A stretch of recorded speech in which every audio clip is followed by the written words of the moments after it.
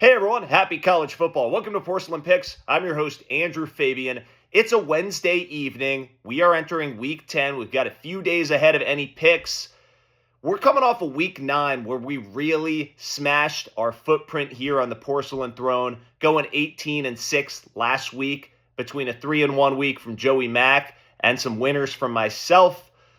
We got ourselves back into the green for you. So it took a long time this season. 9 weeks into the year, we're 88-80. We're going to continue to bring you the locks you need as you scroll atop the Porcelain Throne. You can bank on that this week in week 10. We don't take weeks off. I've got a significant life event coming up in a few days. That's why we're releasing the show a couple days early here. Joey Mack's got one pick to deliver. I've got another 20 or so. So stay tuned. Subscribe. Make sure you comment. Make sure you engage with us. Tell us where we're right. Give us your suggestions on predictions.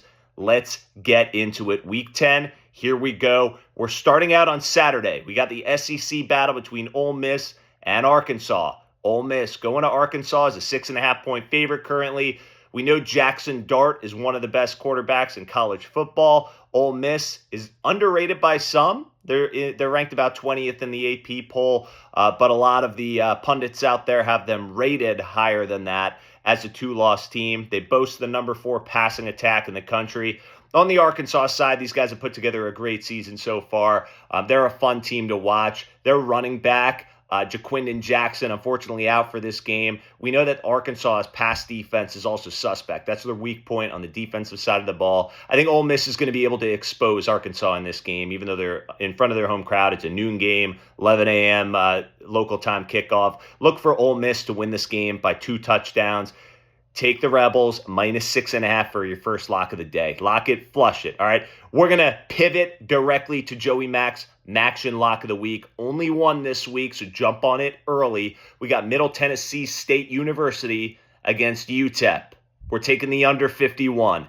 This is 2 offenses that like to play slow pace. They like to run the ball. They're coming off extended breaks here. We know that means there's going to be a sluggish first half in the mix.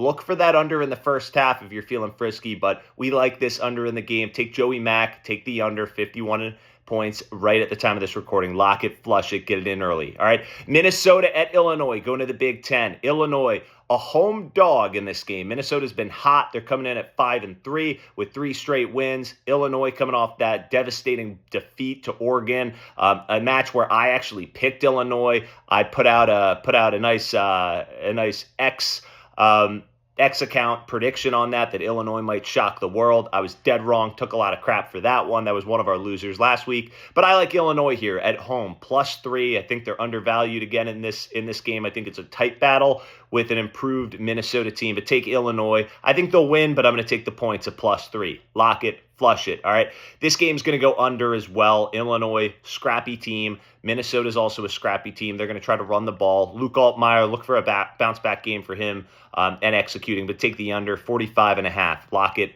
flush it. Let's go ACC. We got Duke at Miami. The U is one of our top-ranked teams. We are high on the U at Porcelain Picks, especially on their offense.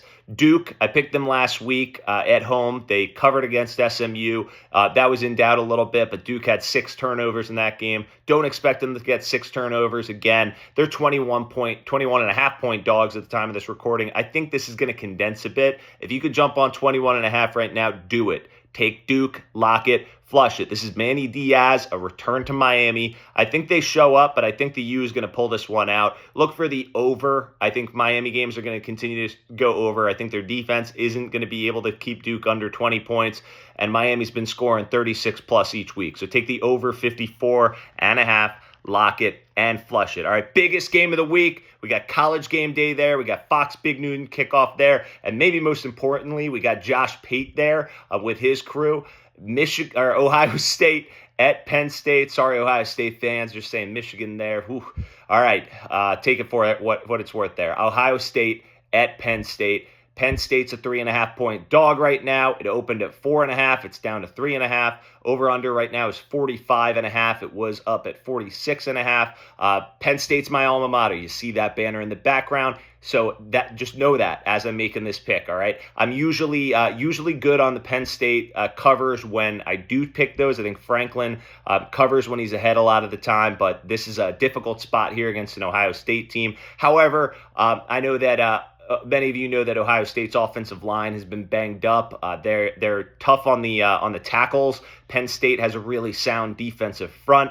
Nebraska was able to slow down Ohio State's rushing attack of Quinshon Judkins and Travion Henderson, two guys I'm really high on. Again, it's a product of the offensive line being inept right now for Ohio State, and it's a bad matchup with a Penn State team that has the defensive line that they have. All right, on the Penn State side, which quarterback are we going to get? Are we going to get Drew Aller? Are we going to get Bo Pribula? Honestly, I don't think it matters in this game. I think Bo Pribula gives them a different flair. Obviously, two completely different styles of players. I think Drew Aller, he's been practicing today, Wednesday. You saw him running around. If you watched any of that footage, he's looking good. His leg's not banged up too bad. Otherwise, he wouldn't be practicing. I think Penn State's going to use this to their advantage. They've got two quarterbacks that are capable of winning a game against Ohio State. These guys, Ryan Day's got to prepare for the two of them now, two different styles.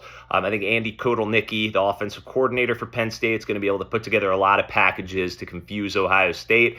I'm not going to pick a money line play on this game. I'm hopeful Penn State can finally pull it off against Ohio State. I think this is the time that they could, with the way that Ohio State's looking. I think where Penn State could fail is on the outside. If Will Howard puts a couple balls up there to these elite receivers on Ohio State, I think there's a chance these guys can run away with this game.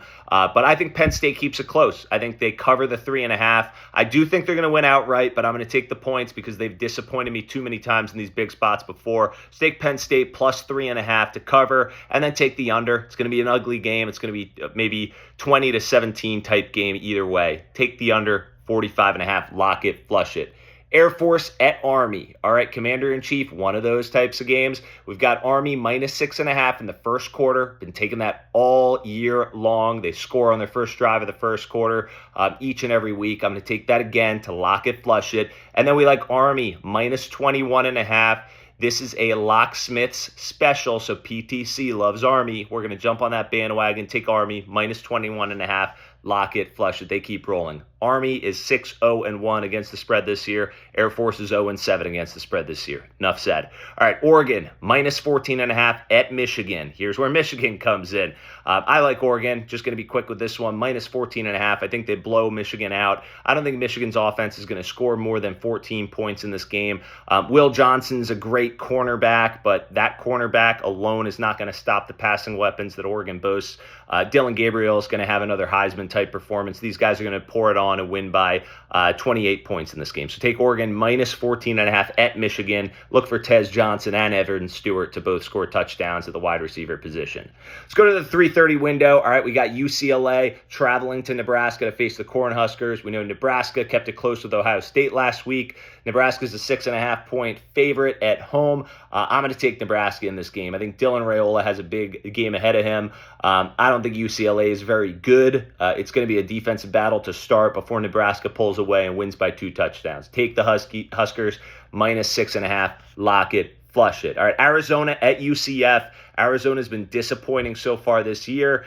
There's one play in this game. I think you've seen them put up some points late in some of these contests the last couple weeks. UCF gives up a lot of points. Their defense is not very good this year. I think they run the ball really well. I think they're going to be able to be running the ball. Arizona's going to be able to pass the ball. Noah Fafita is going to have a big game for Arizona. Tetrion McMillan is going to have a couple scores. Look for the over 55.5 to hit easily in this Big 12 battle. All right, lock it, flush it. Let's go on. We've got Georgia, Florida. Florida, Georgia. What do we call this game? We call it Georgia, Florida. It's taking place in Jacksonville. World's largest outdoor cocktail party. The over 52 is in play for this game, all right? Florida's offense has been improving. Georgia gave up 31 points to Mississippi State a couple weeks back. I think Georgia is susceptible against these teams that run the ball and are balanced like Florida. Florida's got a decent defense as well. I think there's going to be a couple turnovers in this game that put teams in position to score. I think DJ Lagway, Florida's quarterback, he's really a good player. He's fun to watch. I think he's going to air the ball out for Florida. Again, they've got nothing to lose. They're supposed to lose this game. It's a 16.5 point spread, but I like Florida to keep it close, but Georgia may pull away, so take that over 52. You can lock that and flush it in the SEC. All right, UMass at Mississippi State. UMass is 2-6. They're a horrible, horrible team. Mississippi State is 1-7. They're one of the worst teams in the SEC, but they've been improving. They keep these games close. I just mentioned with Georgia, Mississippi State only lost 41-31 in that game. They're a 17.5 point favorite at home to UMass. If these guys do not stomp UMass, you got a big problem with culture here in Starkville. So take Mississippi State minus 17.5. I think the SEC is going to pour it on here and not allow a UMass team to keep it close. I'm also going to take Mississippi State team total over 39.5. I think this is a 42-17 type win for Mississippi State. So you can lock it, you can flush it. All right, night battles. We got Louisville at Clemson. Before the season, this was one you circled. Louisville's got a few losses, but they're still playing pretty well so far. I think Louisville's defense hasn't looked great as of late. And then on the Clemson side, you know that they've been throwing the ball around against lesser competition. Cade Klubnik has looked elite ever since that Georgia game. Clemson's an 11.5 point favorite in this game. I really like Clemson. I think these are two teams headed in different directions. Louisville did have that big comeback win last week, but I think Clemson, this is going to be a close game, maybe for 2.5 quarters. Then they pull away. Take Clemson minus 11.5. Lock it, flush it. Wisconsin at Iowa, another one similar to last week's Northwestern at Iowa matchup where it's a Big Ten West. Wisconsin and Iowa, the juggernauts of the prior Big Ten West, now disbanded Big Ten West. But Iowa's a 3-point favorite in this game. Over-unders 40.5. Made the mistake of going under on Iowa last week. I've been taking their overs all year long, which is opposite of last year, and overs have been hitting all season long for Iowa. I'm taking that again. Take the over 40.5. Caleb Johnson's going to run all over Wisconsin in this game. I think Wisconsin had that big game against Penn State last week, a little bit of a letdown spot here against the Hawkeyes. I love Kinnick at home, Kinnick under the lights with Iowa at home. The third quarter when after the first quarter when they're waving up to the Children's Hospital, it's a sight to be seen. Take Iowa minus 3, lock it, flush it, go 2-0 in that game. All right, Kentucky at Tennessee. I'll make it quick. Tennessee is a 16.5 point favorite. Kentucky might be the worst team in the SEC. It's between they and Mississippi State. Take Tennessee minus 16.5. I think Dylan Sampson's going to get going in this game. Nico has been playing reasonably well. They beat Bama a couple weeks ago, so look for Tennessee to cover on this game easily. And then take the under 45.5. I don't think Kentucky puts up more than 2 scores, so you can lock both of those and flush them. Take them to the bank. All right, last game of the night, we got USC at Washington. USC is a 2.5 point favorite at the time of this recording. I'm just going to go ahead and take USC here. I think they got back on track against Rutgers last week under the lights, 11 o'clock local kickoff for them. I think they're not traveling here too far against Washington. I think they just boast better athletes. USC is going to get it done. Minus 2.5. They're back on track. Washington's reeling. Lock it. Flush it. All right, there's your picks for Week 10. It's a Wednesday evening, so get these in early before the lines shift. But you got a couple days to do it, a couple days to decide which ones you want to bet on. Make sure you comment. Make sure you subscribe. Let us know what you like, what you don't dislike that I said. Let's get some engagement here. Let's pick some winners together. For Jersey, Joey Mack, I'm Andrew Fabian. This is Porcelain Picks. Happy college football, everyone.